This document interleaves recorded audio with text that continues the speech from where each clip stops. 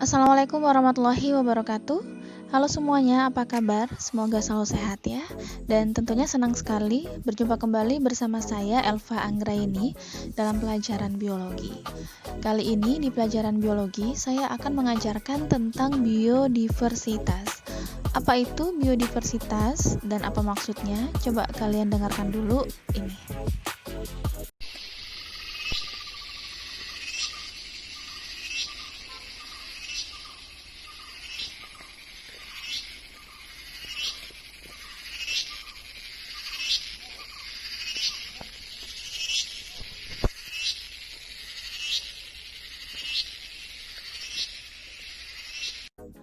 Oke, setelah mendengarkan, kalian pasti bisa membayangkan banyaknya jenis hewan yang ada. Nah, banyaknya jenis hewan dan tumbuhan yang ada, itulah yang disebut dengan biodiversitas. Atau sebutan lain dari biodiversitas itu adalah keanekaragaman hayati.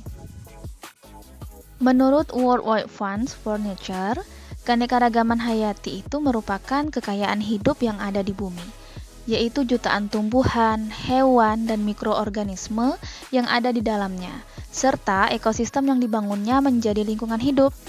Jadi keanekaragaman itu bukan hanya makhluk hidup yang dapat terlihat saja. Mikroorganisme pun sangat beragam. Nah, untuk memahami lebih jelas tentang keanekaragaman hayati ini, ada 3 tingkatan keanekaragaman hayati itu. Kita bahas satu persatu. Oke, tingkat keanekaragaman hayati yang pertama itu adalah tingkat gen. Artinya, variasi susunan gen dalam satu spesies. Jadi dia berbeda tetapi masih dalam satu jenis atau satu spesies. Nah, kenapa keanekaragaman gen ini bisa terjadi? Hal ini dikarenakan adanya pencampuran sifat yang diturunkan oleh kedua orang tuanya atau kedua induknya sehingga menghasilkan berbagai variasi genetik. Jadi nanti dia bisa berbeda warna, berbeda bentuk, bahkan berbeda dari segi rasanya. Sebagai contoh, buat kalian yang suka bunga mawar, dalam satu spesies bunga mawar itu banyak variasi warnanya. Ada bunga mawar yang berwarna putih, ada bunga mawar yang berwarna merah, ada juga bunga mawar yang berwarna merah jambu. Variasi warna pada bunga mawar ini disebabkan oleh genetik. Nah, ini salah satu contoh tingkat gen pada tumbuhan. Kemudian contoh tingkat gen pada hewan, misal kalian yang suka kucing. Kucing juga dia ada berbeda warnanya. Ada kucing yang berwarna hitam, ada kucing yang berwarna putih, ada kucing juga yang berwarna coklat. Ini juga disebabkan oleh genetik pada kucing itu sendiri. Kemudian selain itu, contoh tingkat gen pada makhluk hidup itu terjadi pada manusia. Misal ada seorang ayah yang memiliki kulit berwarna hitam, sedangkan ibu memiliki kulit berwarna putih. Nanti kemungkinan anaknya akan ada anak yang berkulit putih, ada juga anak yang kemungkinan berkulit hitam. Selain itu juga mungkin misal ada seorang ayah yang berambut lurus dan ibu memiliki rambut keriting. Nah, nanti juga kemungkinan anaknya ada yang berambut lurus, ada juga kemungkinan anaknya yang berambut keriting. Nah, perbedaan yang terjadi pada makhluk hidup ini disebabkan oleh adanya genetik.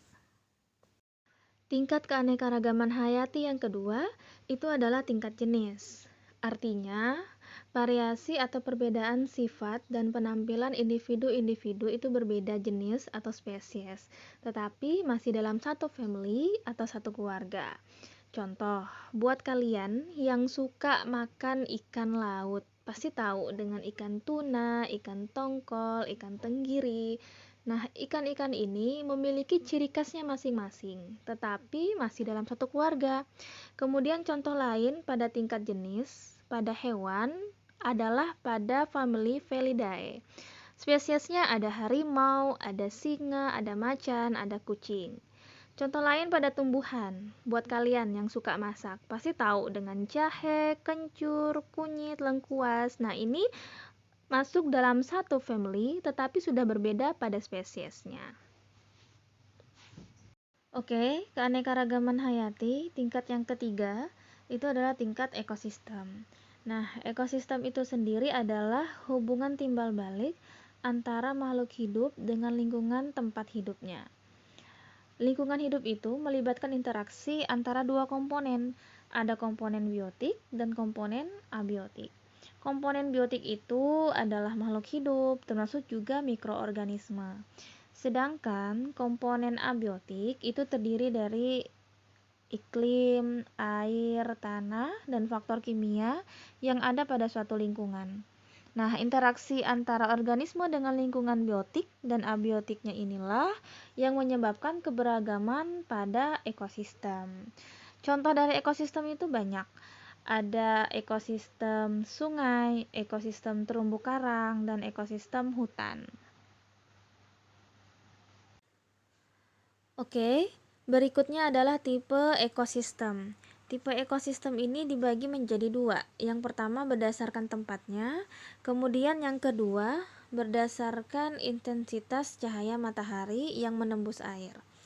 Untuk yang pertama, berdasarkan tempatnya, ekosistem itu dibagi lagi menjadi dua, yaitu ekosistem perairan atau akuatik dan ekosistem darat atau terestrial. Nah, di ekosistem perairan ini, organismenya dibagi lagi menjadi 5 kelompok. Yang pertama adalah kelompok plankton. Kelompok ini meliputi fitoplankton dan zooplankton, yaitu organisme yang bergerak secara pasif karena pengaruh air, misalnya alga dan protozoa. Kemudian, kelompok yang kedua adalah nekton, yaitu organisme yang bergerak secara aktif, misalnya ikan dan katak. Kemudian kelompok yang ketiga adalah neuston, yaitu organisme yang mengapung di permukaan air, misalnya serangga air dan teratai. Kemudian kelompok yang keempat adalah bentos, yaitu organisme yang berada di dasar perairan, misalnya udang dan kepiting. Kemudian kelompok yang terakhir adalah perifiton, yaitu organisme yang melekat pada organisme lain, misalnya siput. Selanjutnya adalah ekosistem darat. Nah, di ekosistem darat ini dibagi lagi menjadi 7 bioma. Bioma itu sendiri adalah daerah ekologi yang sangat besar di permukaan bumi ini yang terdiri dari flora maupun fauna yang khas. Yang pada dasarnya, bioma ini terdiri dari produsen, konsumen, dan dekomposer atau pengurai. Oke, 7 bioma itu yang pertama adalah hutan hujan tropis. Bioma hutan hujan tropis ini merupakan jenis hutan yang paling subur dan hanya bisa ditemukan di daerah tropis. Nah, keanekaragaman tumbuhan yang hidup di bioma ini sangat tinggi. Biasanya terdapat pohon-pohon yang tumbuh tinggi membentuk kanopi. Dan hewan yang ada di bioma ini juga sangat beragam. Misalnya ada burung, kelelawar, monyet, ular, dan lain sebagainya yang ada di bioma ini. Kemudian yang kedua itu adalah bioma sabana. Bioma sabana ini merupakan padang rumput yang masih diselingi pepohonan. Jadi padang rumput tetapi masih ada pohon yang menyebar di bioma ini. Nah, pohon-pohon yang ada biasanya jenis akasia, kemudian eukaliptus, dan hewannya juga ada seperti hewan zebra, gajah, kijang, singa, dan kuda. Kemudian yang ketiga itu adalah bioma padang rumput atau biasanya disebut dengan bioma stepa. Berbeda dengan sabana. Kalau sabana tadi adalah padang rumput yang masih diselingi oleh pepohonan, sedangkan kalau stepa ini dia hamparan padang rumput yang luas. Biasanya ditemukan di daerah tropis atau subtropis.